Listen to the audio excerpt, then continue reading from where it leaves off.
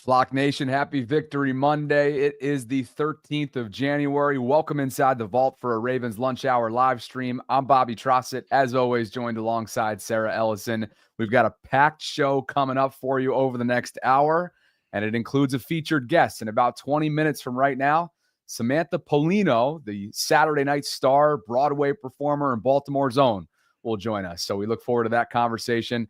And up until then, we've got a lot to get to as well because, Sarah, as we learned last night, not only will it be a primetime game on Sunday for the Ravens, but it'll be what pretty much every single NFL fan, definitely NFL executives, have been hoping for. And that is Bills, Ravens, with a chance to go to the AFC Championship. That's what's coming up. It's brought to you by our friends at Manta Sleep. Our live stream is today. It's great to see you. Let's get this thing going. Oh, let's get it going. It's good to see you too. Very excited to give first impressions on this Ravens-Bills matchup. Very excited to meet Samantha. As you said, she just killed it on the national anthem, so I'm excited about that. And Bobby, the Steelers in Pittsburgh, everything's in shambles. You don't just want to beat your rival in the division. You want to send them into the offseason in shambles so that by the time you come back around and see them in the regular season again, they had a lot of work to get done, and that is exactly what the Ravens did. We got stuff on Lamar Jackson, and just so much to get through today. But as you said, we now know the stage is set. We have the divisional weekend. Ravens get that primetime spot, Bobby, with the Bills, as it should be. You've got the MVP favorites, seeds number 2 versus seed number 3. It's going to be up in Buffalo. I'm sure it's going to be freezing. I haven't even looked at the weather report yet, but I'm sure it's going to be freezing. I love that they put this Sunday night for everybody to watch. Oh, yeah. Yeah, it's going to be cold. I did peek ahead. Obviously, way too early to do so, especially for Western New York purposes, right? Things can change on a dime. I know that as an upstate New York native, as everyone knows. But yeah, this is one of 4 games that's coming up next weekend. The Saturday games will be Houston at Kansas City. If Houston were to upset the Chiefs, Sarah, the Ravens would, and the Ravens take care of business against the Bills. You know what that means. There's going to be one more home game before the Super Bowl. So I loved how you had to stop yourself from overlooking the Bills in that one. I see where your head's at right now. Oh, yeah, absolutely. You want to know why? Because as you know, because you lived it for years, home games here in the postseason in the month of January are second to none. Yeah. What an experience it was on Saturday. And I am finalizing some plans, by the way. I know you and I were chatting about this last night. I will likely be in Buffalo for pregame coverage and postgame coverage. So be on the lookout for that. It's Houston at Kansas City in a 4 versus 1 seed matchup on Saturday. The Commanders, led by Jaden Daniels, and their kicker, who took care of business last night in Tampa, upsetting the Bucs, will go to the 1 seed Detroit Lions. Those are your 2 games on Saturday. And then, of course, the other NFC divisional still has to be decided, and it will tonight when the Vikings and Rams square off. And the winner of that game tonight will face the Philadelphia Eagles in Philly. And then, of course, Ravens-Bills. So that's what we're working up towards. It's a 6:30 kickoff at Highmark Stadium on Sunday, January 19th. Make your plans accordingly. Sarah, Josh Allen, in his post-game interview yesterday, had this to say to Tracy Wolfson and the CBS broadcast about what he's seen from that other front-runner MVP candidate in Baltimore. Of course, Lamar Jackson. I know you're going to say you need some time to enjoy this one, but up next, the MVP matchup. Everyone's going to talk about you and Lamar. You faced this team earlier in this season. Your early thoughts on that one? Well, they got after us earlier this year, so we got a lot of film to watch. It's a great team. It's a great quarterback, obviously, with Lamar, what he's able to do. He's one of the most dynamic, if not the most dynamic quarterback in the league. He's so fun to watch, but I'll be watching their defense this week, so that's our focus. And there's plenty to watch, of course, as well. This will be the 5th career matchup between Josh and Lamar. And as he just alluded to there, the last time around, Sarah, as we know, week 4, late September, Sunday Night Football in Baltimore, it went Baltimore's way as much as it possibly could. They had 271 rushing yards. Lamar didn't have to do a whole lot. The King went for $199 on 24 carries, and it was really a game that was never in doubt. But as Josh continues to be, while it's been a bloodbath between the two fan bases in some circles on social media, Josh is very likable. We know Lamar is very likable, and now they go head-to-head. What more could you want coming up this weekend? Yeah, I mean, this is exactly what you would want. Any competitor that is unafraid of good competition, this is exactly what they want. I liked how Josh Allen answered that question, gave a lot of respect to Lamar. I know when Lamar is going to be inevitably asked about Josh Allen, he will return the favor and he will do the same. And why wouldn't they? Both are sensational talents. Both are the 1% of elite in the world at the jobs that they have. I just happen to think that Lamar's a little bit better. But for Josh, and Lamar's going to say the same thing, he's got a lot of tape to watch. And boy, does he ever, because the last time he came to Baltimore and these two teams went head-to-head, he and the offense only put up 10 points. And Bobby, that was against a defense that had Marcus Williams, that had who else am I thinking? Oh, Eddie Jackson. Like, it's just a different defensive backfield than it was then.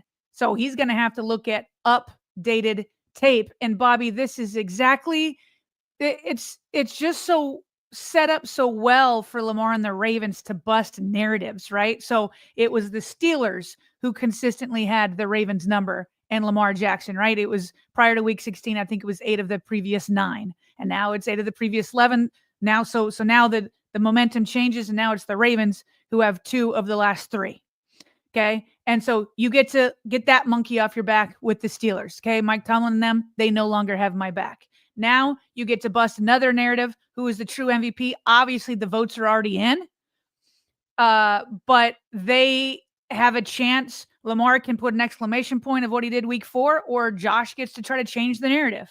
But you have that right there. And then on top of it, the Ravens get to have revenge, a chance at revenge for the Bills knocking them out in 2021 when they went up to Buffalo. And then who knows what could happen if the Ravens are able to change that narrative and maybe see the Kansas City Chiefs. So it's setting up perfectly for them. I am so happy to see this Lamar versus Allen, Bills versus Ravens. I feel like that's how it should be. Baltimore opened up as 1-point road underdogs, according to ESPN Bet. So make of that what well, it's you a pick'em will. game. It's a pick'em game. It's not the Steelers where it was like 9.5 favorites. This is Vegas doesn't know. You know it. And to your point, as much as the Ravens have changed as well, I believe Buffalo has too. Matt Milano will be back in the middle part of their defense, a stud linebacker for them who was injured the first time around these two teams met. You have Amari Cooper that you have to take into account for, of course, who was their deadline acquisition back in November. Here are the numbers so far of these two draft classmates, respectively. Of course, they were both drafted in the opening round of the 2018 draft. And Josh, as we know, has been more consistent so far, played in a few more games in the month of January. He's 6-5. Lamar is 3-4, probably coming off his best performance. You take away that second half against the Houston Texans last year in the divisional round, I think you could probably say that was Lamar's best postseason performance, what we watched on Saturday night against the Steelers. Josh has played really well, and he's lit up the stat sheet in January. 29 total touchdowns to just 6 turnovers. Lamar 11 and 9 in those two categories. Josh has over 3,600 total yards. Lamar over 2,100. Josh's passer rating is 102.3, and Lamar's is 81.2. And as you referenced a minute ago, back in January of 2021, in a game that Lamar did not finish, remember, he was knocked out of that game after an errant snap. He was concussed. So, yes, the Bills do have the advantage in the lone time that these two teams have met with Lamar and Josh at the quarterback position. So that's what you have coming up. We'll continue to lean on what have you done for me lately. We know that these numbers right here are not reflective of who Lamar is, and he proved exactly that on Saturday night against the Steelers. We talked about that last week. Like, what do you lean into more? Do you lean into Lamar of 2019, 2020 and say, oh, he can't win playoff games? Or do you lean into the Lamar that did beat Houston, just trounced the Steelers, and has had and has had continued progress even with MVPs if this third year was better than the first two MVPs. And so how do you not lean into the guy, the newest version of the guy that just continues to improve? So Bobby, the last time these two teams matched up, on Twitter, I posted the highlights from week 4. The Buffalo Bills looked very similar to the Steelers of Saturday, where they couldn't stop Derrick Henry. They couldn't stop Lamar Jackson. And a lot of times these games, I was talking about this with my husband last night. A lot of these times, a lot of these teams can both be good, but they might be in matchup nightmares. And I don't know if the Bills have the defensive rushing personnel to be able to handle Lamar Jackson and Derrick Henry as a duo. And so that puts obviously more pressure on Josh Allen and the Bills on the offensive side. Perhaps the best defense is them staying on the field. But Rex Ryan on Get Up this morning, he talked about this very thing. How can they look different than they did week 4?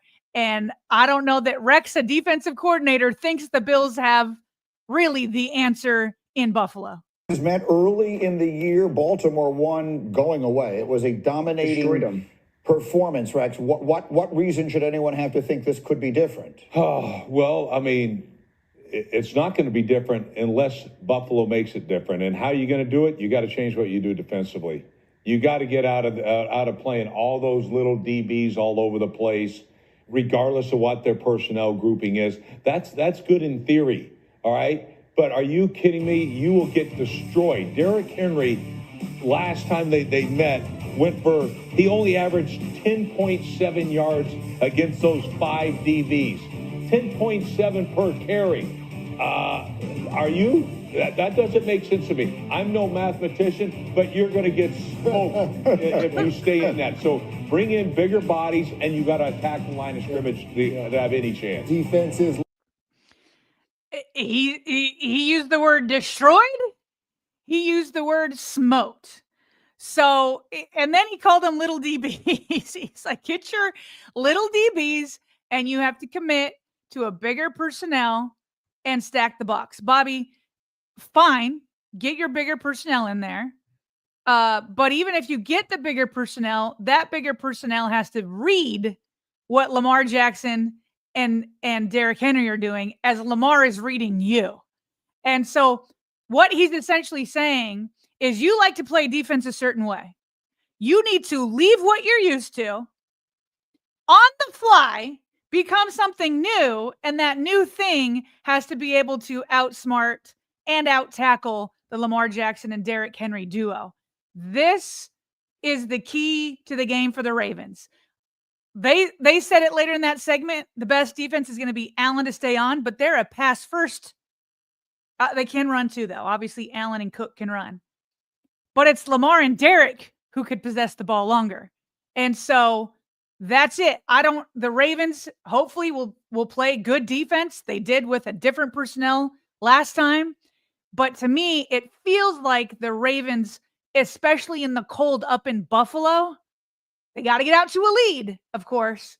But I don't know that the Bills have the matchup or the personnel to stop Derrick and Lamar.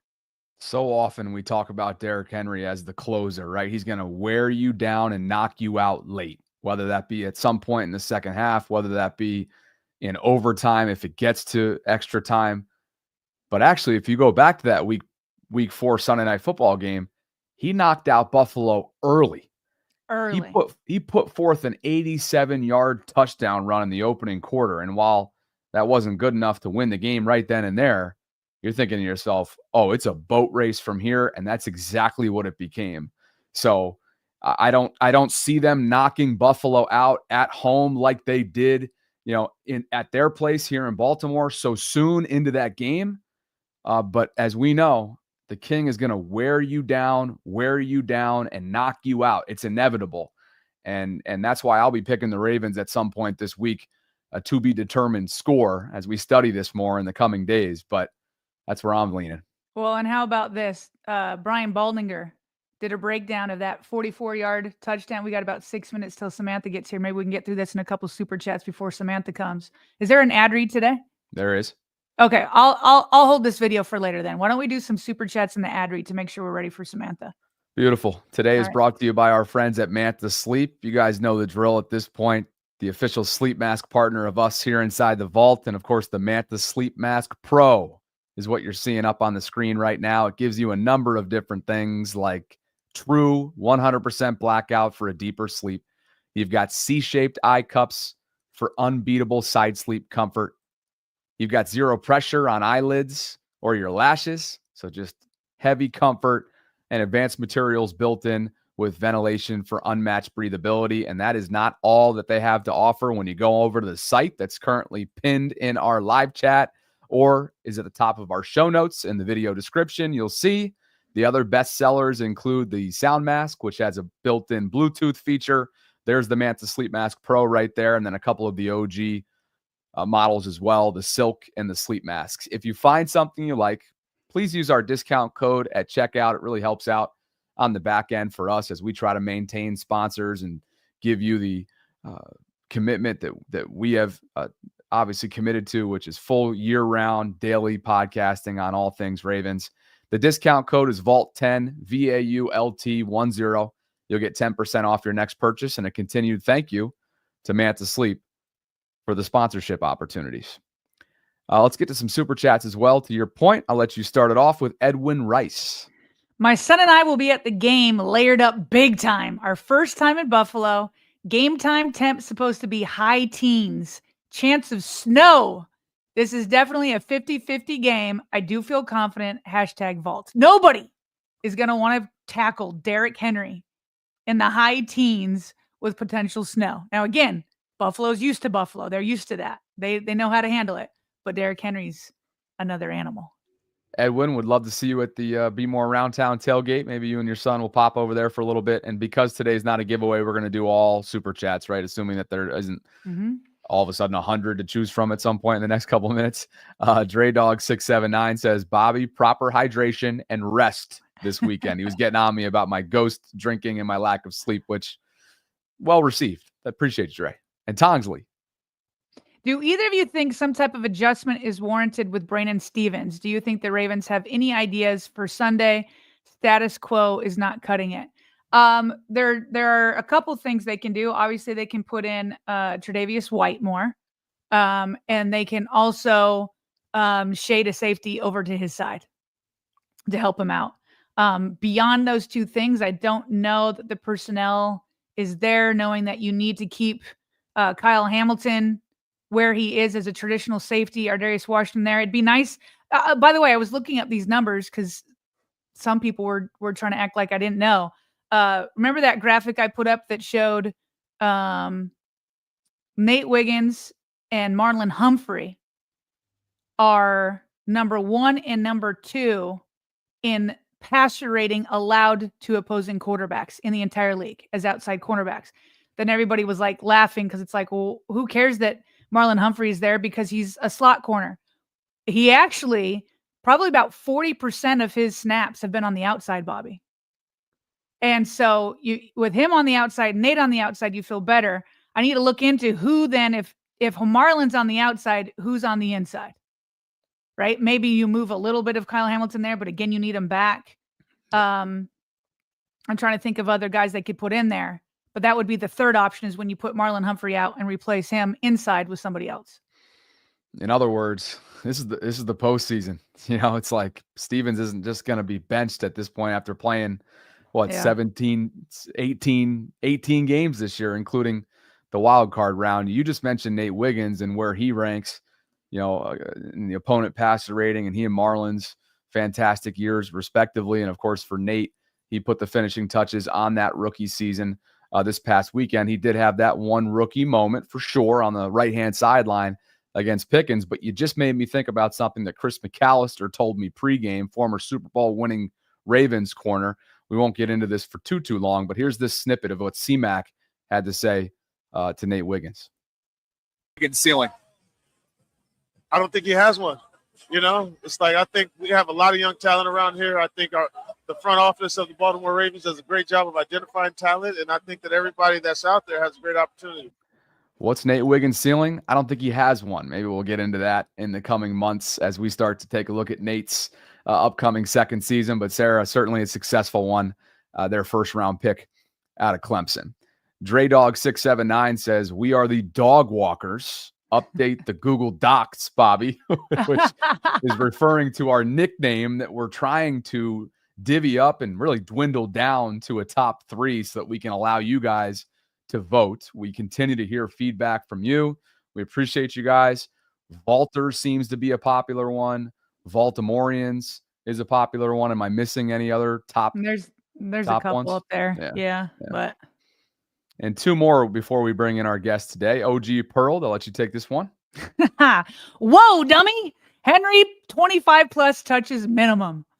And Justin you Holt, definitely got to ride that train for sure. Absolutely. And Justin Holt, who was at the pregame show on Saturday night, he was having a good old time. I promise you that. He says, I hit the smelling salts too, Bobby. I needed it. And for those who didn't see it, yes, I did my first ever smelling salts experience live on the air, which was quite something. And I really didn't sleep at all on Saturday night. So here we are. Well, obviously, with the Ravens winning in the fashion that they did, that received the attention that it deserved. I think someone that also maybe received an equal amount of attention, especially in her world, is Samantha Pollino, Broadway performer, Baltimore's own, and the national anthem performer this past Saturday night inside the bank, which after seeing her social media post, Sarah, this was a pretty significant moment for a Baltimorean. We wanted to bring her on. You did a good job of booking her yesterday on Twitter in a public space. Why not? You had to put the pressure on her, and now she joins us here. Samantha, what have your last 48 hours been like? Wild. I did a Broadway show on Friday night, took a 6 a.m. Amtrak to Baltimore on Saturday morning, did the anthem, was at the game, took an 8 a.m. Amtrak back to New York yesterday, and then did a show on Broadway yesterday. So it's been crazy. It was like, it was a total dream come true. It was incredible. Well, I feel like it was absolutely insane. Like what you did. I was sitting here. We're always pregame. Bobby and I are always multitasking, trying to update things to get ready for our show postgame. And I'm like, trying to set things up. And then you come on and I was like, hold up. And then I was like, look up, let me watch this screen, and just chills. Like, to me, watching you, a lot of times I'll watch people do the national anthem and they're like clearly hitting like the edge of what their voice can do. And to me, you were just like, this is so easy to me. So well done. I know Baltimore all loved it, but you said growing up here, as you tweeted to Bobby, you have prepared your whole life for that O in the middle of the anthem. Tell us about that. I'm from Maryland, not from Baltimore originally, from Carroll County, but I grew up going to Orioles games and Ravens games, and if I was not on the field singing, I would have been in the stands screaming the O. So I just knew it. I knew it was coming. Anyone that I know that has ever sang the national anthem in Baltimore that's not from Baltimore, I'm like, you have to take a second because it's gonna shock you. But I was on vacation a week ago in Mexico and I got asked to do this. So I was in my room every day singing the anthem, and I was like, I have to pause.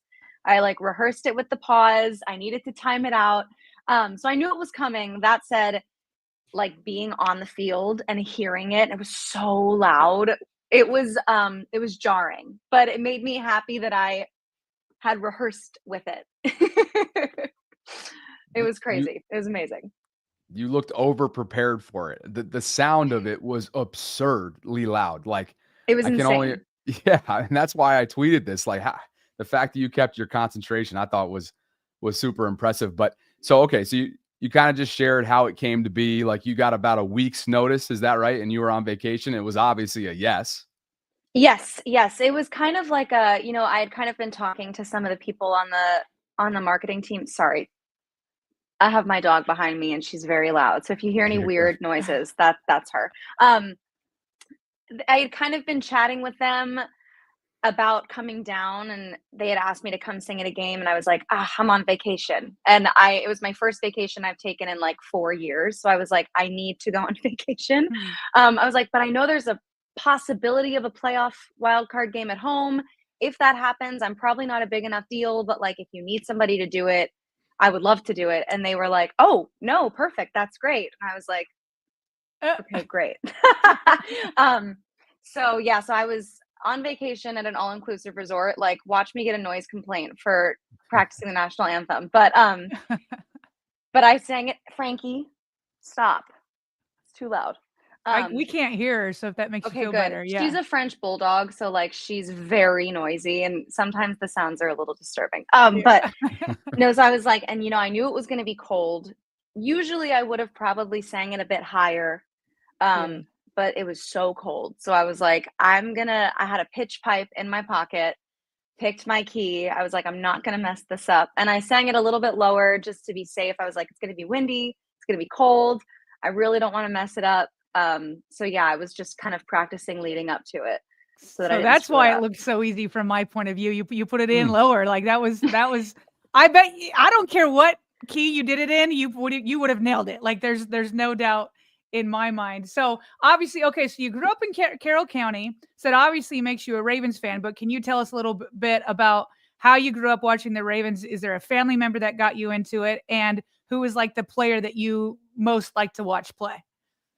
Yeah, so I'm going to date myself, I guess. I was born in 94, so like some of my earliest memories come from watching those early Ravens games. My parents are huge sports fans.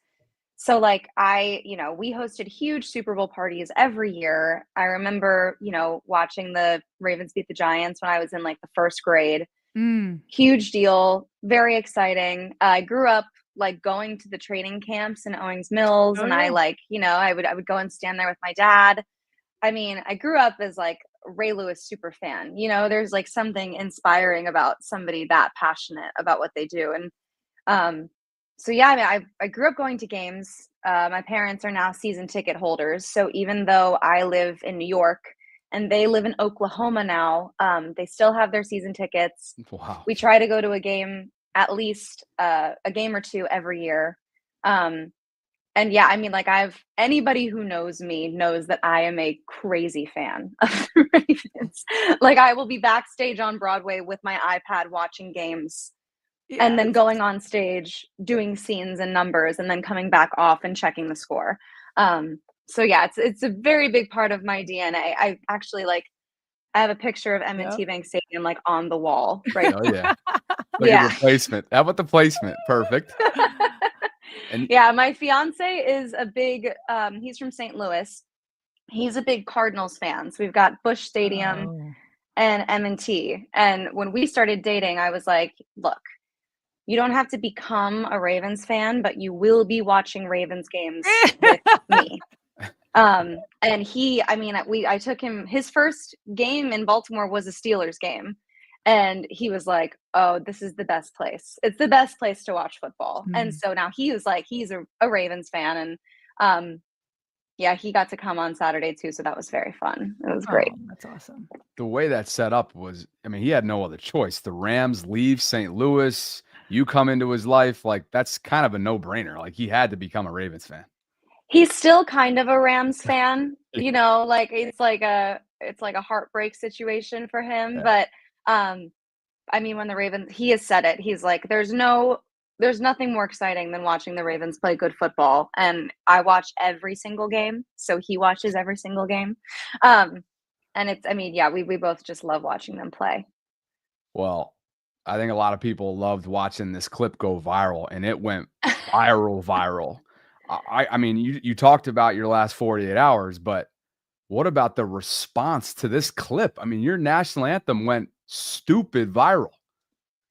I mean, it's scary. It's a really hard song to sing. It's really easy to screw up. And especially when you're singing in a stadium like that. I mean, the echo and the bounce back is insane. So like I was terrified, now that I've done it, I'm like, okay, I could do it again and I won't be as nervous. But people are really brave behind a keyboard. So I was like, oh man, I just hope that people are nice. But it's lovely to see that people love it. I felt like I had to do it right because it was written there. You can't walk into Baltimore and sing the national anthem and screw it up. Because it's where it was made and written. So I was like, I just need to pay it the respect that it deserves. And I'm happy that for the most part, people think that I did a good job. What show are you doing right now, and how long does it run? Because if it continues beyond, a Super Bowl run, we got to go check this out in New York, Bobby. What are you doing right now? I'm in The Great Gatsby on Broadway. It's my 5th Broadway show, one of my favorites that I've done. It's so fun. We have a lot of football fans in that building and quite a few Ravens fans, actually. There's a few people in the show that are also Ravens fans. I came in for the first day of rehearsal and saw one of my castmates in a Ravens hat. And I was like, Okay. Are you from Maryland? He was like, I'm from Virginia, but I'm a Ravens fan. Okay. And it's very fun. We're open-ended. We're running for as long as people want to buy tickets. So if you guys find yourselves in New York, let me know and we'll get you a hookup. And actually my fiance is in it as well. So we've got it's a full house. Well, I got 2 kids that do middle school theater, and they always do. I think they're doing Annie Jr. Coming up. They just finished Guys and Dolls, so I got to bring them up and we got to check it out. Yeah, you got to come up. It was actually hilarious.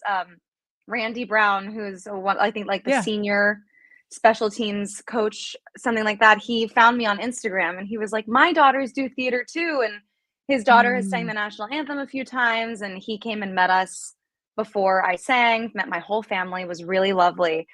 And I was like, I'm not going to ask for a picture, but could you please tell Justin Tucker that he's my favorite player of all time? And he was like, I got it. I'm on it. I'll do it for you. Did you meet Justin? Did you get to meet him at all?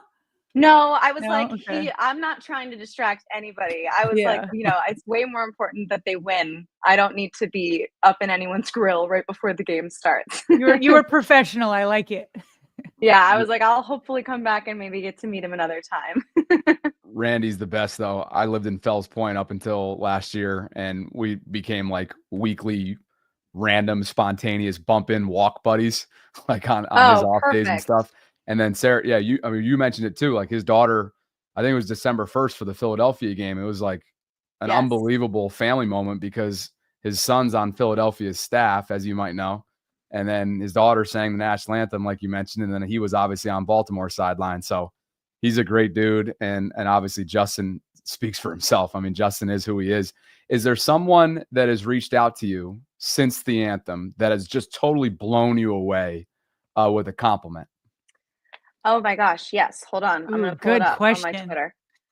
I mean, I've been on social media, but I haven't read everything just because I basically came right back to the city and went on stage. But Jim Palmer tweeted me last night, which was that'll epic. Play. I literally ran into the living room and I was like, Jim Palmer just tweeted me and he followed me, which is incredible. But that's probably the biggest one. But it was I'm just happy that people thought it was good. I was like, there's a special pressure when you're singing it in Baltimore. You got to do it right. So I was just happy that people liked it. I was I've been following both of you guys for a long time. So getting to chat with you is amazing. Sarah, I like your tweets every week.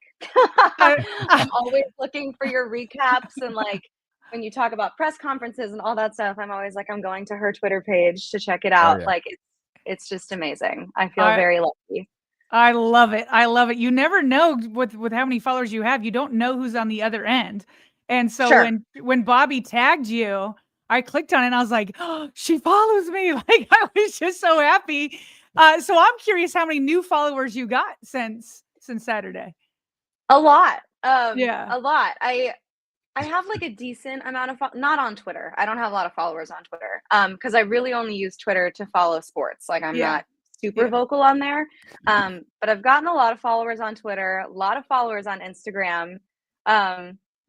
and they're all like, "Oh my gosh, I'm from Maryland. Like, it was so great to hear you sing." So I feel very thankful. I have like a decent amount of followers on the internet, but they're all theater people. Sure. And the theater football community is not as big as just the theater community. So I like that sports fans are following me. Well, here's the thing. So Instagram, you can keep that more Broadway, but now that everybody knows who you are on Twitter, who's the Josh Charles? You could be like the Josh Charles of Ravens Twitter, because he's always commenting as an actor. You can represent Broadway, and so now your Twitter just becomes this Ravens Broadway thing that I think everybody would follow. Yeah, it was cool. I mean, it kind of actually started. Colton Cowser came and saw The Great Gatsby back in like late September. And then when they secured a playoff spot, he shouted out one of my best friends, who is one of the understudies in the show. Her name is Kayla.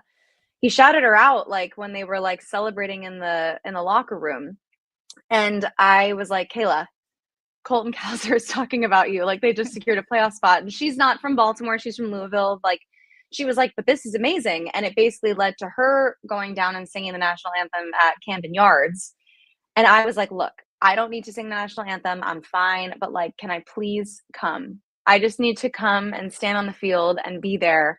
Like, you know, I'm from there. I have to go." And so that kind of people started following me from that, just because I was there and, you know, like to champion my friend. But this is different. I feel very, very like it's my 15 seconds of fame for right now, but I'm enjoying it. And I'm very vocal on Twitter about the Ravens. So nice. I hope people don't mind my content. Hey, sounds to me like you got to keep this thing going for the next couple of weeks, as long as they survive in advance. You know, we might have to have you on again. Yeah, Spencer, my friend Spencer was like, "Are you coming to Buffalo or what?" And I was like, "We have shows. They let me out of the show on Saturday, but there's no way they're going to let a Ravens fan sing the national anthem in Buffalo. And there's also no way that my show's going to let me out. But I will be backstage with my iPad, streaming and praying. So we'll see." Love it. You and Spencer, high school classmates? Middle school, actually. Okay. We used to ride the same bus. We lived in the same neighborhood. I love it. Spencer Schultz, that she's referring to Spenny, Sarah, from friend of the show. Who we met up with after the game on Saturday. I brought my parents to Fed Hill and made them take shots of Rumpelmans. Oh yeah. With Spencer. It was very fun. It was a great time. And then I saw that right down the road from you was Roquan, as he so often does after big wins. He was chilling at locals only. So yes, I saw Fed that was apparently the place to be.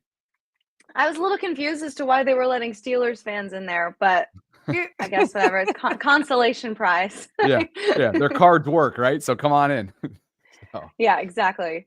Anyway, well, thanks for carving out some time for us. Congratulations on what's I'm sure been an insane. I didn't even know you took a train back the next day to perform. So that is that says something about your last couple of days. And hope to do it again, Samantha. Congratulations. Enjoy this postseason run. Thanks for having me. Go Ravens. Woo. Absolutely. Thank you, Samantha. Samantha Pollino from Carroll County. I said Baltimore off the top. Carroll County's own, and of course the performer from this past weekend's national anthem, and on Broadway, Great Gatsby she's in a part of right now. So maybe just maybe you and I are looking at a little off-season agenda item here to the Big Apple. I just need it to continue, because I for sure would take it's been a minute since I've been to New York, and this would be like the perfect reason to go up there. The absolute perfect reason. So love it. And I already connected with her. I will get that vest, Bobby. That vest will be mine. Well, that thing looked clean as all heck. I'll tell you that. And she's worked with a couple different apparel lines, one of whom I just DM'd prior to coming on for another giveaway. So we'll see if they get back to us. They are a Baltimore company, and the name escapes me right now, but we'll see if anything comes to fruition there. And by the way, we're working on multiple giveaways. We got an homage Wednesday coming up. Mm-hmm. And then potentially a one that's going to be really sweet for Ravens Bills. I kind of want to keep that giveaway if we're able to secure it, or just get one of my own. Oh, I think we're going to make sure when I touch base with them that's included. Oh, The okay. giveaway is like Okay. separate. Let's make sure that we have something for your back area there. And my I need man it. cave. Yep, absolutely. It's pretty sweet. We've been eyeing it for months, so we'll see what we can get done. Yeah. Yeah. Well, back to the content we go, and just know, live chat, you're absolutely absurd. Live chat was absolutely absurd throughout that entire interview. Can we please be respectful to our guests? Oh. Let me just put that out there. This is a real person who, it just boggles my mind. Just have respect for our guests, please. I don't even think we should have to say that, but please do that in the future. Goodness gracious. RG3's tweet from over the weekend, because remember, the Chargers lost in very disappointing fashion in the wild card round. This is interesting. Robert Griffin III tweeted out that the national media better hold Justin Herbert accountable for his playoff performances like they do Lamar Jackson and Dak Prescott. And of course, Sarah, Justin has kind of been termed the golden boy in recent years because of his incredible measurables, the intangibles, the skill set, so on and so forth. But a 4 interception day has got to be called what it is. Spade is spade. It wasn't good enough. The Chargers go one and done. I think there's a lot to be excited about if you're a Los Angeles fan. They went from under 500 to in the postseason, squarely involved in the postseason in year one of Jim Harbaugh. But obviously, from a national coverage standpoint, RG3 is spot on here. Yeah, I mean, Justin Herbert teamed up with Greg Roman. I don't know that it went in the right direction for Justin Herbert. I think we were all surprised that was halfway surprised, halfway not surprised when Jim Harbaugh hired him, because Jim's worked with him before, and he's obviously worked with both Harbaugh brothers, and he's been around the family for a while, and he's an outstanding run game coordinator. But I don't think that he helped take that passing attack anywhere. They only put up, was it 12 points? 12 points? I got to go back and look. It wasn't close, though. I know that. It was 32-12. Yeah, 12 points. So that was surprising. And so to RG3's point, I'll just say this. RG3's not going to get that. And here's why. It's the same line that's always used. People will use Lamar's MVPs against him. And so that's what's always going to happen. Maybe Dak Prescott, that's an analogy to have, but we got tweeted at, we just didn't have time this morning, but I got tweeted at this morning that they felt like Stephen A. Smith was handling Herbert with gloves and giving him excuses. So maybe we'll follow up on that tomorrow. But there was one national reaction. There was a more national reaction to Lamar's game. Nick Wright. Probably, our chat always calls him Nick Wrong. There was, I think you put it on your personal show where Nick was right. Nick said something to the effect of Lamar is who he is, and he's always going to be anti in the playoffs. He said Lamar is who he is in the postseason. I do think he's going to win a championship despite it, but didn't think that who he has been leading into the weekend was ever going to be different than what he could be in January. And Lamar in one game, one day, pretty much sunk that. Yeah, so we'll have to look in with him and Chris Broussard, because Chris will have the robe and the glasses, and I think they come on later in the afternoon, so we can check in on that and follow up in the morning. But if this tweet is any indication, Nick will have to eat his words a little bit.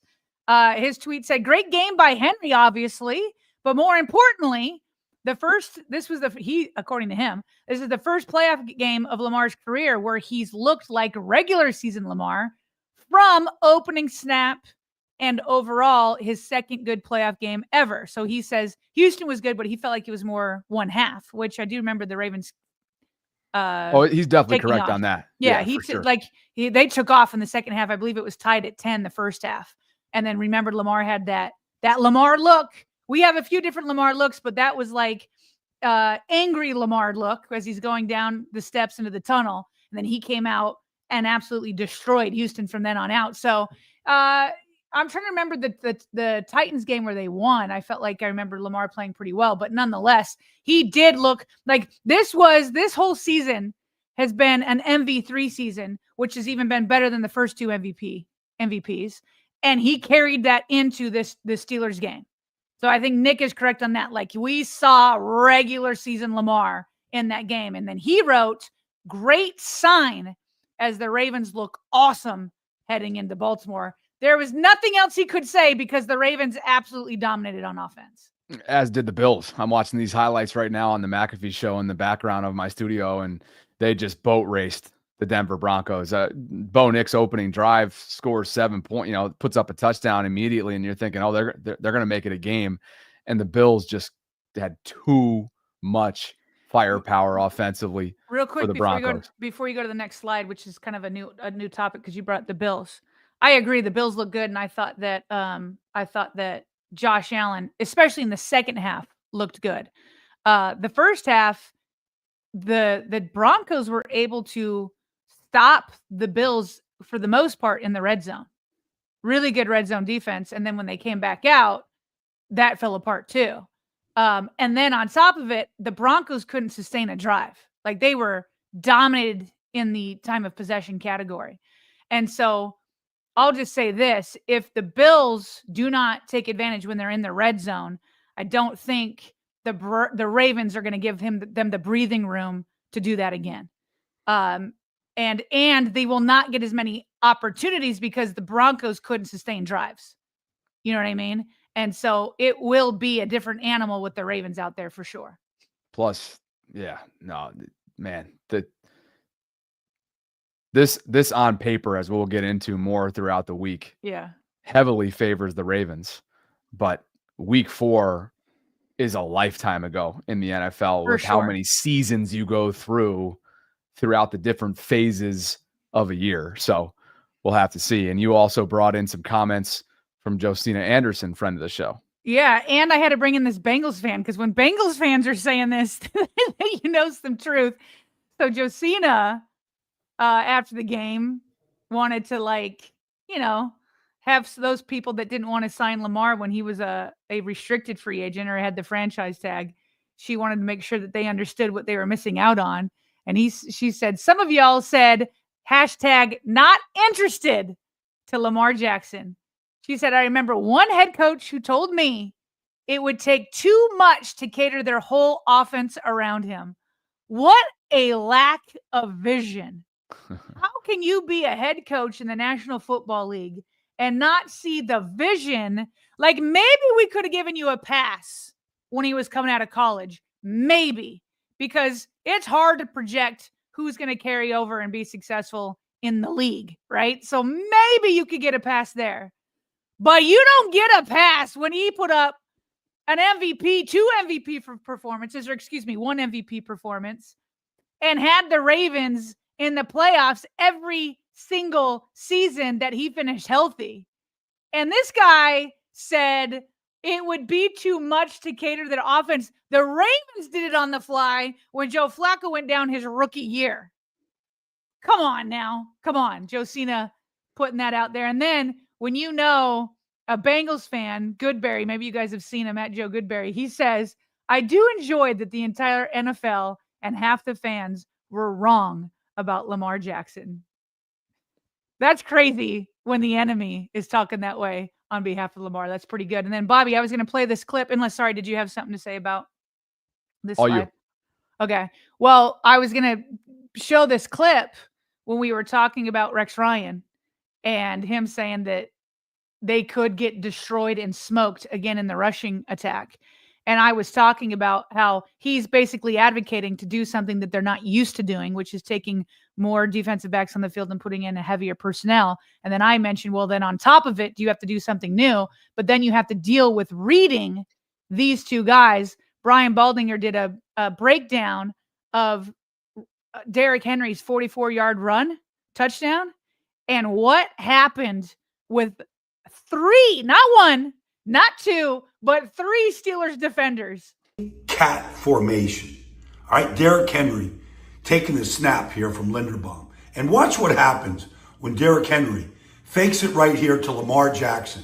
And what it does to TJ Watt, Landon Roberts, Patrick Queen, and Deshaun Elliott. It removes 4 Steelers from the formation. And so once he splits it, hits it right here, like all those Steelers on the other side of the ball, it's a numbers game. And they eliminate the numbers. And there's Minka trying to just get the king down to the ground. The Lamar Jackson effect in the run game is real.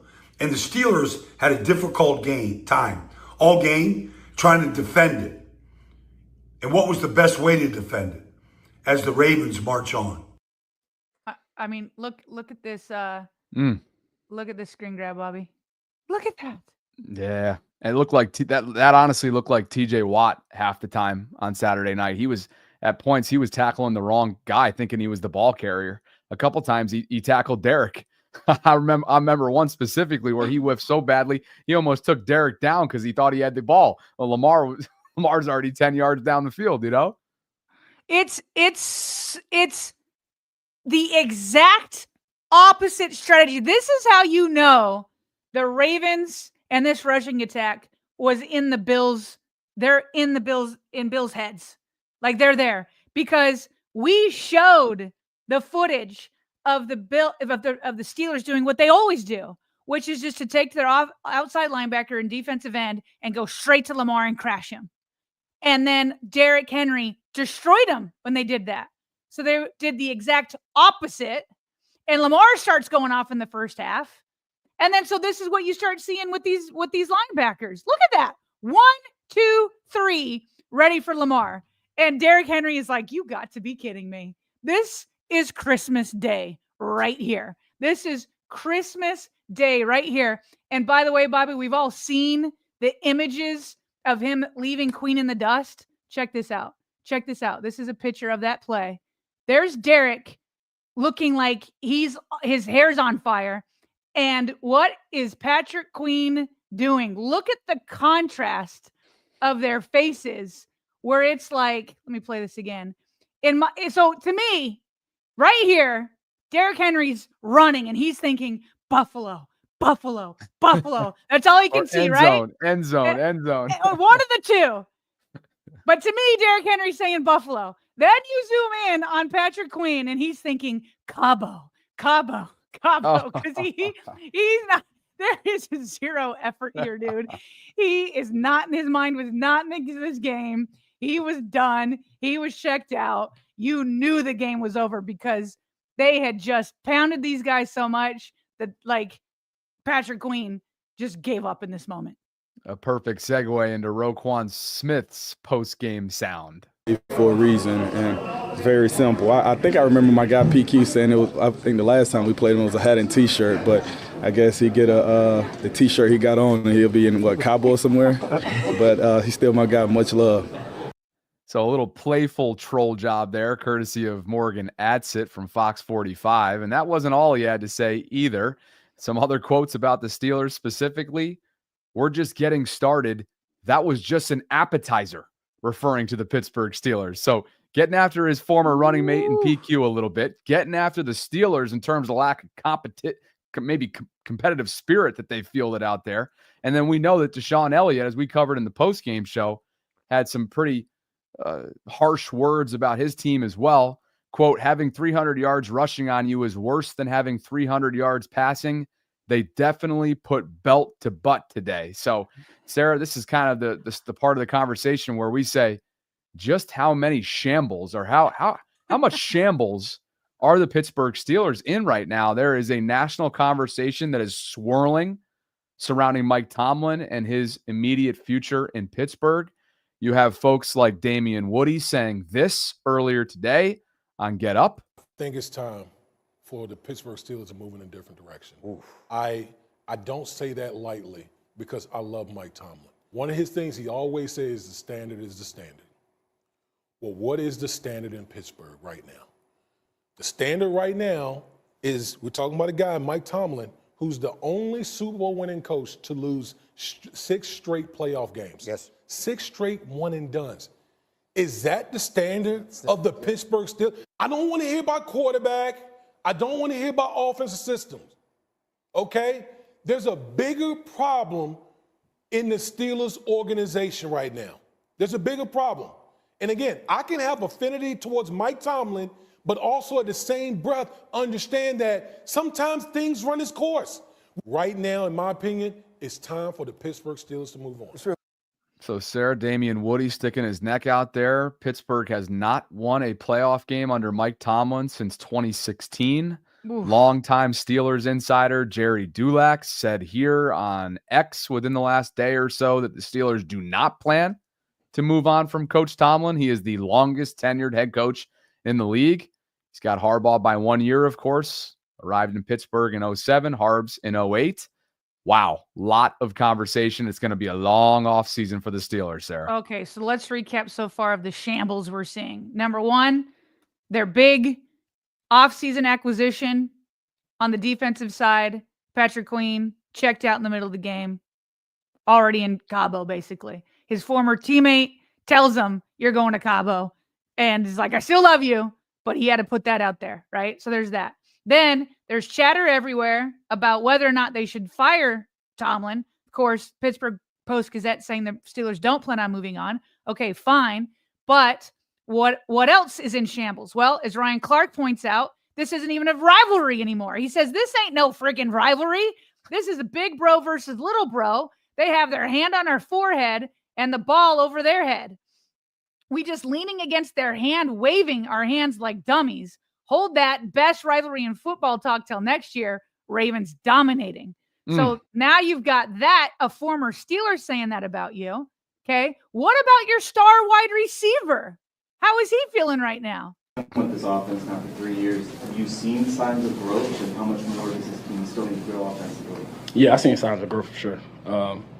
From past, the first year I've been here, just way more growth for sure. Does that make you optimistic going forward? Nah. And Sarah, you wonder why Brooke Pryor, and I know you were doing your birthday lunch on Friday with London. Yeah. But you remember, like, part of that conversation, I know you went back and listened to it. I was like, Brooke, what's up? Like, why isn't Pickens speaking? Well, maybe because he was already holding his tongue going into the wild card weekend. He didn't do any media, and maybe this is why. That is bananas. Where he's like, yeah, I see growth. Does that make you optimistic going forward? Nah. The nonchalant way that he said it was kind of hilarious. With his backpack on, he's getting out of there. As soon as his media obligations are done, this was his moment of, I'm just here so I don't get fined. His backpack's on. His hat is on. He's got his hoodie on. As soon as this pressure's over, he gone. He's right there with Patrick Queen in Cabo. Then let me just put this out there, okay? So obviously they don't know who the quarterback of their future is. There's chatter about who the head coach of the future is. The wide receiver looks very unhappy. Now, what about the defense? After that clip that we just showed with Damian Woody saying it's time to move on from Mike Tomlin, they went to Rex Ryan, and Rex is like, I wouldn't move on, but he's like, this is, and he also said this isn't even a quarterback problem. He said, do you want to know what the problem is? This is another shamble, if that's a noun, okay? That he says the calling card for the Pittsburgh Steelers has always been defense. And then he said, you got to change. He goes, I know that Mike Tomlin's loyal. We talk about how loyal John Harbaugh is. He goes, I know Mike Tomlin's loyal, but you have to move on because you have perhaps the best defender in the game right now. And that defender went up against a rookie in Roger Rosengarten, and he didn't make the stat sheet, which we pointed out in the post-game show, Bobby. And so he's saying, keep Tomlin, but it's your defense that's in shambles. And that's a perfect opportunity for us to celebrate Roger Rosengarten right now. And the fact that he didn't let TJ Watt anywhere close to Lamar Jackson. 1 year ago, Roger Rosengarten was playing for an undefeated season and a national championship at Washington. Saturday night, he's playing TJ Watt. They had a plan for Watt, but he shut TJ Watt down all game. You watch this play after play. Now, they had a plan, all right? But watch him just hold up here. Like TJ with the cross, like he's trying to get the hands down. Now, it's a quarterback draw. Lamar really showed patience with it, but he got him upfield, got him inside out. Now, they had a plan, okay? Especially like right here. Mark Andrews hits him, but here, Rosengarten's got to pick him up. And he stays between him and Lamar. Did an excellent job. Now, Lamar breaks free. All right, he does what Lamar does. All right, he's a handful for any defense. But He got great play from Rosengarten. Here's final 2 minutes of the first half. Look at the spin. Look at him cover up the spin right here. You can't get any better than that. Now, Lamar special. He finds Aguilar in the middle of the field. Final 2 minutes of the first half, they would do this, including right here. TJ did not lay a glove on Lamar the whole night. They had a plan.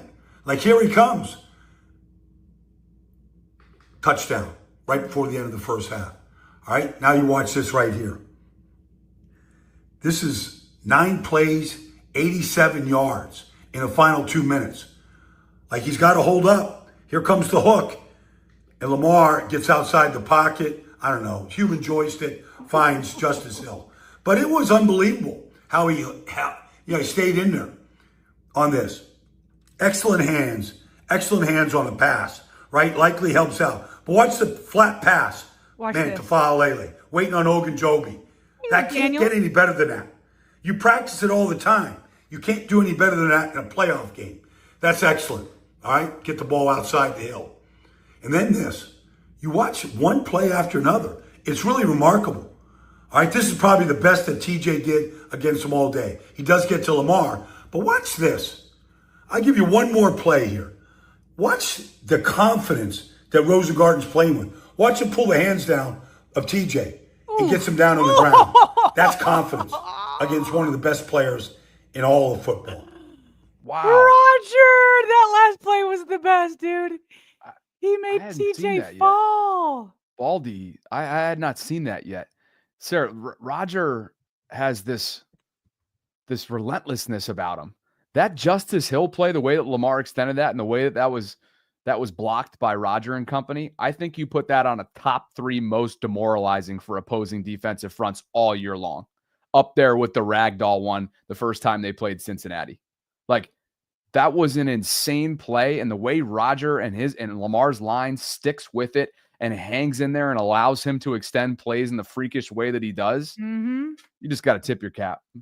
And that's why, Bobby, it's going to be interesting. Like, can Roger be the left tackle of the future? And maybe it's not this time around. Maybe you go ahead and re-sign Ronnie for, a modest deal for a third contract. But then, why couldn't Roger, go ahead and become that left tackle of the future? I mean, he's like, to do that your rookie year. Like, I'm just thinking back, Bobby, how we all wanted offensive line in the draft, right? We wanted it. We needed it. And I didn't know if I wanted to wait till the second round. Ravens went ahead and took Nate Wiggins. And I was like, I don't know. Is there going to be enough good tackles that you can rely on him as a starter in year 1 at the end of the second round? And Roger Rosengarten has answered that call, even though he keeps calling himself a nobody, or at least did with Myles Garrett. And as the Sporting News pointed out here, that he calls himself a nobody, but in his NFL playoff debut, Rosengarten spent most of the game blocking Steelers pass rusher TJ Watt, he didn't record a single stat. It's unreal. And by the way, just a small shout out to Daniel Fa'alele when the defenders were crossing and trying to get Lamar. I mean, the way Roger and Daniel switched the dudes and TJ couldn't get around Fa'alele, like, what has become of that right side of the offensive line is just nearly, I mean, I didn't see it. I did not see it after that Raiders game. I did not envision this at all. I didn't envision it after his first career snap ended with a strip sack and being humiliated by Chris Jones on opening night with all the football world watching in that AFC Championship rematch against the Kansas City Chiefs. Nobody saw this coming. And the fact that now Roger, months removed from that humiliating moment, is taking on a perennial candidate for Defensive Player of the Year, as Baldy just so eloquently put it. What an incredible rookie season for Roger. His future is bright, and that's just putting it very, very lightly. The last part of the shambles portion is apparently what Roquan knew prior to Pittsburgh being sent into shambles, and this was pregame courtesy of Amazon Prime. Yeah. Woo! Hey, this is real simple today.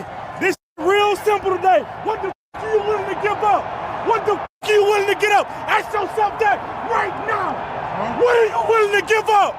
What are you willing to give up? Put it out on the line. Put it out on the line. From the first snap to the last snap. They don't belong on the field with us. They do not. Let's bury from the first snap to the last snap. I'm going out on my shield. Everything I got, every single play.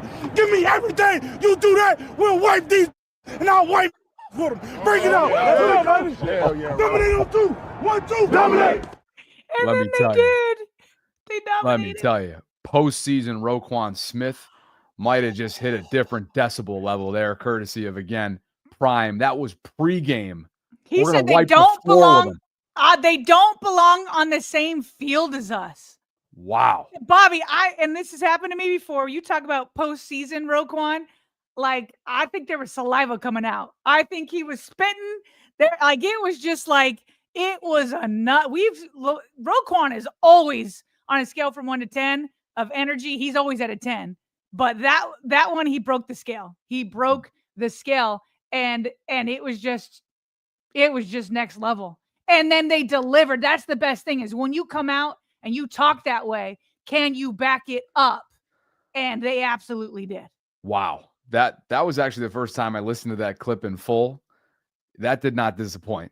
And if you're his teammate and you're in that huddle, look, I know Nnamdi Madubuike has been getting some opportunities to address the huddle and whatnot, and he spoke about that within the last few days. That's got to be tough to match that kind of energy from Roquan Smith right there. I'm not sure how you're emulating or replicating that. Mark Kaboly, is it Kaboly or Kaboli? I know he's a longtime Steelers insider, and he's currently employed, I believe, by Athletic, the McAfee show. Oh, is it McAfee? Oh, he left the Athletic. That's right. Well, I think they let him go, and then McAfee brought him in. It was kind of a big story within the media circles. But Mark was very confident. On January 6th, he tweeted, "I'm saying it now, Steelers go to Baltimore and win on Sunday." And then Josh is like, "Okay, Pony." And then Mark's like, "Considering I was 15-2 picking the Steelers this year, you might want to bookmark this." Again, this is prior to the game. And then he actually went ahead and this is after the game. Yeah, go ahead. Well, after the game, he tweets the final score, Baltimore 28, Steelers 14. He says, "me," and then he puts up the meme of Homer Simpson backing into the bushes and disappearing. Because, Bobby, listen, first of all, I put this in here because it kind of like tidies up what we're talking about with Pittsburgh being in state shambles, from the head coach to the quarterback to the defense and TJ Watt. Yeah. And then even the media is in shambles. Yeah.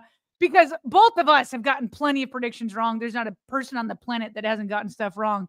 But when you stick your chest out like this and you say, "I'm saying it now, and look at me, I'm 15-2 picking it, bookmark this." And so, you know how I found this? Our girl Rita over at 105.7, she was like, "Okay, I bookmarked it like you told me to." So, when you stick your chest out, you better be right. You better be right. Roquan, he stuck his chest out. He was right. He had control of the situation. And it's going to be fun watching the Steelers try to rebuild for next year, because the Ravens didn't just beat them on Saturday. They sent them into the offseason with a gazillion decisions to make at their most important positions. And their star receivers like, "I don't have any optimism." Okay, well, they got a lot of work to do. And the Ravens will continue forward into Buffalo. In other words, they sent him into oblivion. That's what's going on in the offseason in Pittsburgh, and that is why they are currently in shambles. Let's get to some super chats and then quick hits, and then we'll jump out of here. Okay. We left off with Dre Dog 679, I believe. So OG, nope. We had OG up there. We had Justin Holt up there. So Edwin Rice says, "Bobby, we will make sure we meet you in person. Thank you." Referring to this upcoming weekend in Buffalo. Will Zay be healthy to play this weekend? Sarah, 100% agree with you about Derrick Henry. #Vault. We don't have an update yet on Zay. Is John Harbaugh speaking today? He should, because it's a Sunday game, so it should be a regular NFL week where he speaks today. Okay. And then the insiders hopefully will have updates as well in terms of where Zay's status is. I believe he was last viewed as an outside chance for the upcoming divisional game. But at that point, we didn't know the day. It was going to either be Saturday or Sunday, and now it's Sunday. So if a day of difference is something that's significant, then hopefully that means something for Zay. Well, it is interesting because remember, last week we pulled in a clip from Adam Schefter, and he said it was going to be difficult against the Steelers. He said, but if the Ravens advance, he says, I think there's a good chance Zay will be back. Okay. And so, but the latest report is what you just referred to for me in Rappaport, and it was an outside chance. Yep. So that's not the best. So I'm sure John Harbaugh will be asked about it. I'm sure John Harbaugh will not reveal anything because he doesn't want the Bills to know. But the biggest indications will be if he's ever out there to practice. And since we're talking about him, why don't we just go ahead and bring this up? This was going to be a quick hit, but they got a shot of Zay in the locker room with his haircut.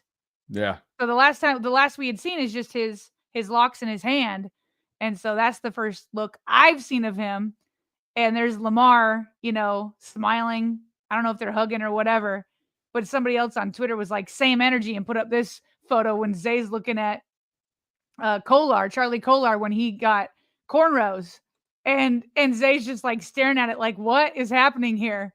And so I don't know, all these hair changes, it seems to be working for the Ravens, Bobby. That was jarring. It certainly makes you double take right there. I actually didn't know who it was for a half second when I was just kind of scrolling through. Zay looks really different. He looks so young, incredibly young. To me, he looks older. You think so? Yeah, I think it's more like that professional kind of clean cut look. And so to me, I guess that gives it a more mature look.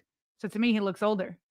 Well, he'll be faster. How about that? He can be faster. He looks good both ways. Whatever. I just want him back.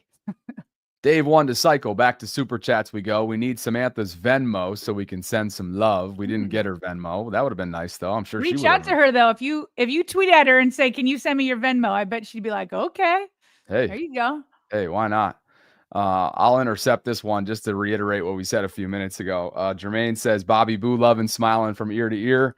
# simmer down. I know the chat is having a good time with this and blah, blah, blah. We often talk about my dating life and things of that nature.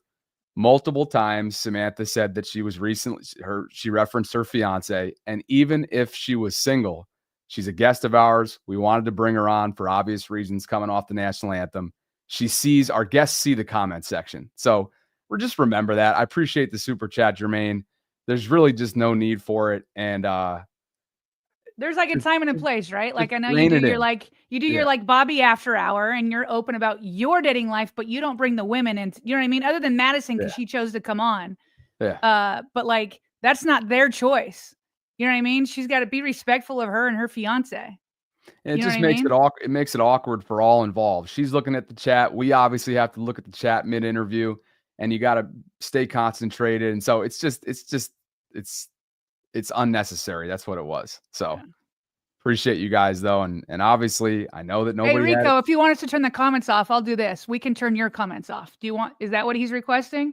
All right. I'll do that right now. What's he barking about? Oh, he said, tell us to turn the comments off. I'll just turn off Rico. There we go. Banned. Adit for you. Adit says, Samantha, how cool was it to be a part of a viral moment with the Orioles and Ravens this year in Baltimore? Sorry, we didn't get to that one, Adit, but obviously I think she did a good job of spelling it all out. Electra Entertainment says, any idea what song Suggs was introduced to? Great show and great interview. Samantha was great at singing. And then look who we have here. Skylar. This is our Saturday winner, our post-game show Saturday winner. She made it back. Yeah, Skylar. Oh, Skylar, sorry, No, you're good. Skylar, so just for those of you who weren't up late night with us and didn't make it all the way through, because we did do 2 hours on Saturday night and finished up like close to 2 a.m., we had our Maryland flag giveaway, courtesy of Dave Taylor here locally in town. And Skylar wasn't there at the time to claim it. So we did a couple different versions of backups because, we want to make sure that somebody takes it home. And so anyway, Skylar DM'd us and emailed us literally the next day. So whoever our runner-up was, we should probably make that clear to them, which was 12K Tay. So 12K Tay, sorry, dude. Hopefully next time. And Skylar, congratulations again. I know you and Dave are in touch, and we look forward to hearing from you when your Maryland flag is delivered. Milo G25 for you. Do you think Tucker will have to come in clutch in this game, or will it just be a heavyweight fight with both teams throwing haymakers back and forth? It very well could.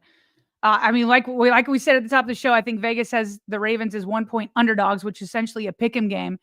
You're going to need as many points as possible. So Tucker could very well be called upon, which won't be fun in cold weather. It's tough to kick the ball in cold weather. I'm getting this urge to go high scoring. I want more days to think about it, but I'm getting that urge. I'm kind of there with you. I'm kind of there with you. I'm getting a little bit of a high scoring shootout kind of feel. So we'll see. Omar Sherman says, Greg Roman, Justin Herbert now looks like a choke. Quan. Can you picture Lamar forcing Tomlin, Burrow, and Chase out the AFC North to have a better chance at a ring? Amazing. Chef Therese says the Bills' offense is not scary. I can't picture that. I said I can picture that. Oh yeah. Although I don't think Burrow's going anywhere. But Chase, they don't like to spend up to the cap. You talk about cheap. If you don't spend up to the cap, you are the cheap organization. For sure. Chef Trez says the Bills' offense is not scary. Amari Cooper averages 4 targets a game with the Bills, and subpar statistics since being acquired, not incorporated into the offense. That can all change on a dime, though. And anybody who's hanging their hat on week 4, I'm telling you, don't do it. Don't think that it's going to be, especially the fact that it's in Buffalo, a boat race the way that it was week 4. Jemmy 93 for you. Y'all remember the concern for offensive line? Me neither. Yeah, what we were getting at a few minutes ago. Jemmy 93 says, run the ball, win it all, speaking it into existence. And Lewis. Come on to my hometown and help me cheer on the Ravens winning 24-17. Ravens over Bills, and Lamar checks another box on his redemption tour. Pen 15 Shaft says, sent the Steelers off like Dame Lillard did the Thunder, Oklahoma City Thunder. And I'll take this one too. Jermaine says this was in a follow-up to what we didn't mean to single you out, Jermaine, but you did use a super chat a minute ago on the whole boo loving thing when it about Samantha. And so you follow up with, sorry, made the comment before I heard about the fiance. Sarah, you're right there. You're right. There is a time and place. # apologies. And appreciate that.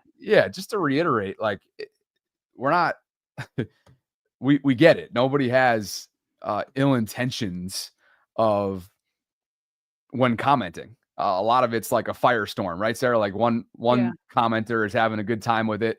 And so, we're all going to push Bobby to try and ask her out.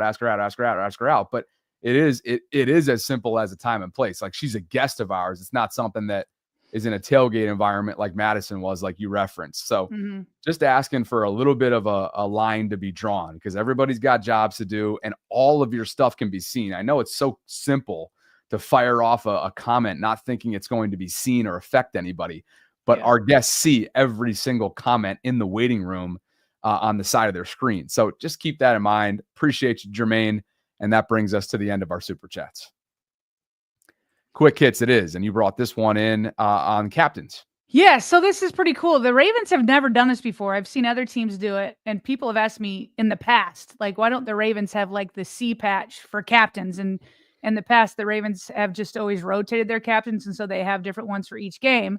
And that may continue, but they put the patch on. So there were 6 captains, and they were voted on by the team. So Lamar Jackson, you saw how that patch. Mark Andrews, Derrick Henry, Roquan Smith, Marlon Humphrey, and Chris Board. And John Harbaugh was asked about the change, and here was his answer. Well, for the guys we picked, it was a team vote, and then we also have two game captains, which was Tyler and Kyle this week. And the idea was, these guys, I think our leadership has been really.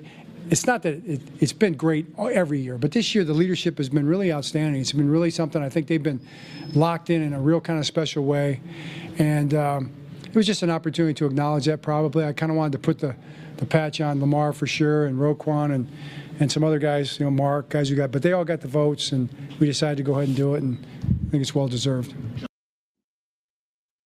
Yeah. So that was pretty cool. I like that it was voted on by the team. I like that they, kind of went this direction, kind of made a statement, and those are the leaders, and they should be the captains. That was a pretty cool change. Definitely. Outside of that, this was hysterical. Derrick Henry, in light of everything that took place post-game with Lamar referencing cars and Lightning McQueen and so on and so forth, Derrick decided to just pull up a photo from Cars and tweet it out with there was a caption, if you know, with a bunch of crying laughter, totally leaning into the Cars reference that, of course, took the internet by storm. This one's been viewed quite often. And it just makes you think, Sarah, like, Derek genuinely appears to just be having fun, and he's letting his personality show out a little bit more than he typically does. I know he's always monotone at the press conferences and not saying anything that's typically ran with and taken out of context and so on and so forth, but he does appear to genuinely be having fun. And can you blame him when he's playing alongside his another future Hall of Famer? No, you can't. No, and there's been lots of fun artwork coming out from it, right? Like this one is from @EDC Burner. Got that Cars classic car in Lightning McQueen, but he turned it purple and got, the king up above it, has a crown on it. It's just something so fun to play with. Bobby, I tweeted that the original audio and from the presser, and I think it's up to like 20K likes right now. Like it is, and then every single outlet that you can think of, from the NFL to Fox Sports to CBS Sports, like every national outlet you can think of has done some sort of spin off of that quote. Like that one just completely took off like wildfire. So it's just good vibes right now in Baltimore. And one more slide from you, and then I got a couple updates that have come out since we've been live. Cool. Just thought it was kind of fun doing some more Daniel Fa'alele stuff. So this Australian NFL account made this cartoon image with the King, Lamar, and Daniel Fa'alele. Obviously, he's from I don't know if he's from Australia or is he New Zealand. Obviously, he's somewhere out there. So they're trying to play that up, which is good. We want like football to go across the world, right? Just get more people into it. But we never covered this, Bobby, because it was buried deep within the AP voting website. Look who got an AP vote. Yeah. He got a vote for AP player among right guards. Now he made Pro Bowl alternative, and then he got a vote in the AP voting. So my goodness, has he come a long way. Good for him, man. He's originally from Melbourne, Australia, by the way, and played his college football at Minnesota. He was a 4th rounder by the Ravens in 2022, and played high school ball at IMG Academy down there in Bradenton, Florida. 6'8", 380 pounds. Good for Fa'alele, man. He was the butt of everybody's jokes, and now he's a Pro Bowl alternate. Couple different notes here. One of which just came out 49 seconds ago. Okay. Ian Rappaport of NFL Network says, first time I'm reading this, that Patrick Queen, who had 10 tackles, six of which were solo, played despite having a really bad bout with the flu. He received 4 IV bags before the game and went out there and played. So good on PQ, man. That's wow. Impressive. A flu game, but not the way it worked out for MJ back in the day, right? The flu game, a flu game that PQ will want to forget. Outside of that, Chamblee High School is a football program down in Chamblee, Georgia. Hope I'm pronouncing that right. Chamblee or Chamblee? I think it's Chamblee. Anyway, guess who's their next offensive coordinator? Who? Ed Reed. Oh, there we go, Ed. Ed Reed's going to be a high school offensive coordinator for. Wait, offensive Chamblee. coordinator? Yep. Okay. Yep. Ed's going to be the next Chamblee High School football offensive coordinator in Georgia. So congratulations to Ed giving back to that program. And then outside of that, as we just started the show, Sarah, and this is notable, I just feel like because of how Todd Monken is seen around the league and how many interview requests he already has, 3 to be exact. Mike McCarthy is out in Dallas. So another head coach vacancy exists, joining several other groups, right? Vegas, Jacksonville, Chicago. Who else am I missing? Mike Vrabel was just hired over the weekend by the New England Patriots. His introductory press conference is today, but they had no interest in Monken anyway. The group, the organizations that have interest in Todd, reportedly, Jacksonville, Chicago, and Vegas. So you can add Dallas to that list, and I wonder if they'll submit a slip to talk to Todd. We'll see. All right. Well, a lot of interest in Todd. Other super chats have come in as well since we bail it out of here. Paul says, love when Derek smiles and runs. Hashtag chariots of fire. Diz Gabbins for you. Bobby tagged you in some Derrick Henry art on your IG. Did you see it? I'll take a look. Have not. Okay. Take a look, Diz. Appreciate you. And Sod Blitz 34 says Baltimore. Offensive line plus running back equals 310 pounds per man. Buffalo's defensive line plus linebackers equals 253 pounds per man. So if you're looking at it from that, measurable wise, you like the way that the Ravens just out of brute force will match up with the Buffalo Bills. First defense. of all, you translated that really well on the fly. Second of all, I love those numbers. Yeah, right. That was good. Yeah. That was some good statistical breakdowns there to finish things off. And we got another one as well. Ravens Lady A26 for you. Lightning McQueen and King Henry, same speed and smile. And that brings us to our patrons, Brian Walters, who, by the way, we're just going to hold Brian to it here after what he said on Saturday night. But Brian keeps dropping in big super chats for us. Yeah. And he is on record for sharing that if as the Ravens continue to win, he's going to double his 100, what began as $100 super chat on Saturday night. So Brian, we appreciate all the generosity that you pour into this show, the commitment to us. Thank you for being a patron. Michael Rossi, thank you for the support that you give us through Patreon as well. If you guys would like to join that community, you can do so for as little as $1.99 on a monthly basis. It goes directly towards our daily efforts to bring you this content that we've been doing for several years now, and we're coming up on 22,000 subscriptions. You can visit patreon.com/RavensVault podcast to learn more if you are interested in doing so. Go to the show notes below. Just one more comment on the whole guest thing or whatever. I just want to make clear. I'm not gonna go out and ban everybody that made, comments. We're just asking to do it. The reason why I banned Rico is because Rico said to turn off the comments. So to me, Rico is asking. So I'm not in my feelings. I can be cool about it. Like there's comments in here every day that like aren't my favorite. So I'm not in my feelings, but Rico said, turn off the comments. Other people would probably still want to be heard. So I'm just taking off Rico's comments because that was his request. So he did have he came back on. He started a new Twitter or YouTube account that said Rico back. So if he wants to keep coming back, I suppose he can. But if he's going to ask to silence the comments, then I'm just giving him what he asked. That's all. That's all. You gave him what? Oh yeah, you gave it to him. All right. Yeah, that was some good energy from you there about 10 minutes or so ago. Request fulfilled. Yeah, that was Rico. You got to think twice about that one again. Yeah. Draw Sarah's ire. Good luck. But all in good fun, like we said multiple times now. And looks like we have one more super chat that just came in as well from Thor out there in Iceland. Says Lightning McKing is not mine. Saw a picture on X. Appreciate you, Thor. And appreciate all of you. Over 4,700 of you concurrently joining us right now. I think that was the first time I said that all show. 90 minutes for you. Hopefully Harbaugh speaks later today. Like the video on the way out if you could. Subscribe to the channel if you haven't already done so. Hit that notification bell so you can be notified of when we're dropping our daily live content. And we would love some feedback from you on a couple things. One, giveaway ideas. We love this giveaway thing. If you feel like there is a collectible shop in Baltimore or nationally or something that fits our fan base, our subscription base, hit us up with the company, hit us up with who you know. We'd love to speak with them about potential giveaway opportunities. And then aside from that, go over to our YouTube account in the post section.